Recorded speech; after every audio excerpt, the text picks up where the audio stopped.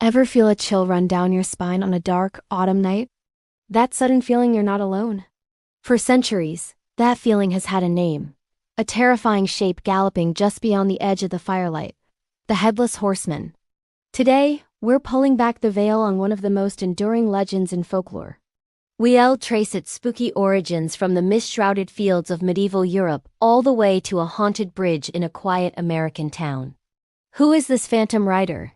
And why has his tale captivated us for so long? Saddle up, because we're about to chase down a legend. This is the story of the Headless Horseman. Before there was Ichabod Crane, before there was even a Sleepy Hollow, the specter of a headless rider haunted the old world. Our journey begins not in America, but in the dark forests and ancient battlefields of Europe, where tales of headless ghosts were whispered around campfires. One of the most famous is the Irish Dullahan, a terrifying fairy from the Unseelie court. He's a headless rider, often on a black steed, who uses a human spine as a whip, and carries his own decaying head under his arm. His head's eyes dart around, glowing with an unholy light, able to see across the countryside even on the blackest nights. When the Dullahan stops riding, he calls out a name, and that person's soul is immediately summoned. There's no escaping him. No locking your door against him. The only thing that can scare him away is the pure gleam of gold. Just a single gold coin could save your life from this harbinger of doom. But Ireland wasn't the only place to fear a headless phantom. Let's travel east to Germany, and the fairy tales collected by the Brothers Grimm. In their stories, we meet Hans Jagenteuffel, a wild huntsman from the city of Brunswick. Legend says he was a wicked nobleman who desecrated the Sabbath by going on a hunt. As punishment, he was condemned to ride the skies for eternity as a headless specter, a warning to all who would disrespect holy days. Another tale from Saxony tells of a headless horseman who rides out from a forest at midnight. He doesn't seek souls, but warns travelers to turn back. Anyone who ignores his warning and proceeds into the woods is never seen again. These tales share a common thread. The headless rider is a figure of supernatural judgment, a chilling omen, a guardian of a supernatural boundary. It's a powerful and primal fear. The idea of a human form made monstrous by its incompleteness, its head, the seat of identity, violently removed. Now let's cross the Atlantic. The seeds of this European folklore found fertile ground in the New World, a land of vast, dark forests and newfound anxieties. The American Revolution was a bloody and brutal conflict, leaving scars not just on the land but on the collective psyche of the young nation. This is where our story takes a distinctly American turn, with Washington Irving's masterpiece, The Legend of Sleepy Hollow, published in 1820. Irving didn't invent the Headless Horseman, but he gave him a local address and an unforgettable story. In the quiet Dutch-settled glen of Sleepy Hollow, the ghost is said to be that of a Hessian trooper. Hessians were German soldiers hired by the British to fight against the American colonists. As Irving tells it, this particular soldier had his head carried away by a cannonball in some nameless battle of the Revolution. Now he rides forth from his grave in the churchyard each night, forever searching for his lost head before sunrise. He's a furious, galloping phantom, a terrifying reminder of the war that birthed the nation. Irving brilliantly took a generic European ghost and transformed it into a piece of American history, a specter of the very conflict that defined the country's identity. So who was this man who faced the Headless Horseman? Enter Ichabod Crane. He's not your typical hero. In fact, he's not a hero at all. Irving describes him as tall and exceedingly lank, with feet that might have served for shovels. He's a schoolmaster, a bit of a glutton, and highly superstitious. He arrives in Sleepy Hollow not for adventure, but for opportunity. He has his eye on the local prize, Katrina Van Tassel, the beautiful daughter of a wealthy farmer. But it's not just her beauty he's after. It's her father's vast and prosperous farm. Ichabod dreams of feasting and fortune.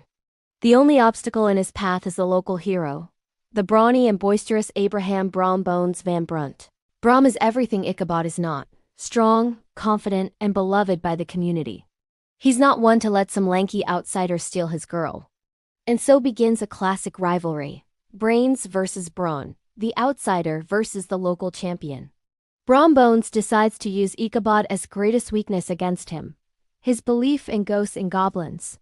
He plagues Ichabod with a series of practical jokes and fills his head with terrifying local legends, especially the tale of the Headless Horseman. The story reaches its climax on a crisp autumn night. Ichabod has just been to a grand party at the Van Tassel farm. He tried to propose to Katrina, but it seems he was rejected. Dejected and heartbroken, he mounts his slow old horse, Gunpowder, and begins his lonely journey home. The night is dark and full of shadows. Every rustle of leaves, every hoot of an owl, fuels his overactive imagination.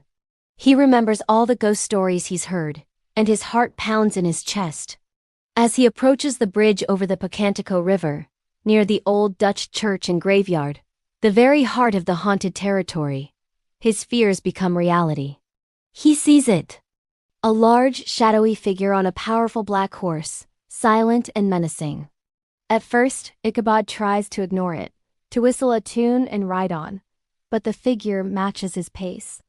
When Ichabod finally gets a good look, he's paralyzed with terror. The rider is headless. And worse, he's carrying his severed head on the pommel of his saddle. This is it. The legendary chase begins. Ichabod kicks his poor horse, Gunpowder, into a desperate gallop. The Headless Horseman is right behind him, a silent, relentless pursuer.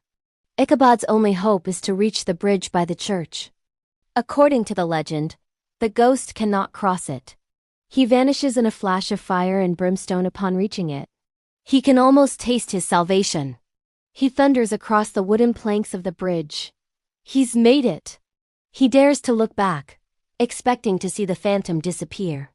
But instead, he sees the horseman rise in his stirrups and hurl his severed head directly at him.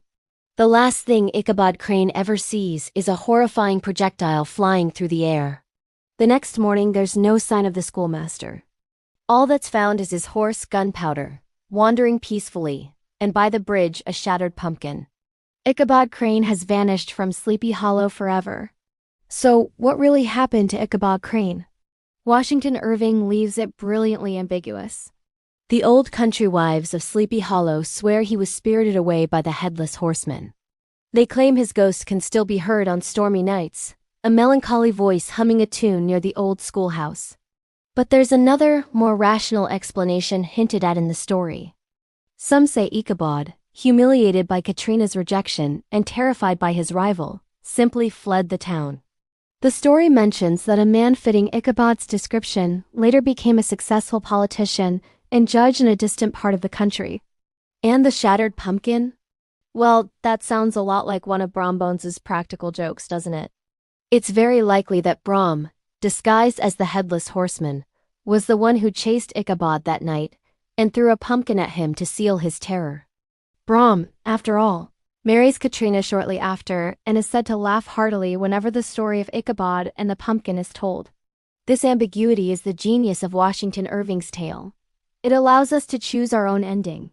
Do you believe in the supernatural terror or in the clever prank of a romantic rival? This dual nature is why the story has endured. It's both a chilling ghost story and a humorous social satire.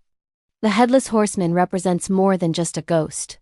He's a symbol of the wild, untamed spirit of the American landscape, the lingering violence of its past, and the power of folklore to shape a community.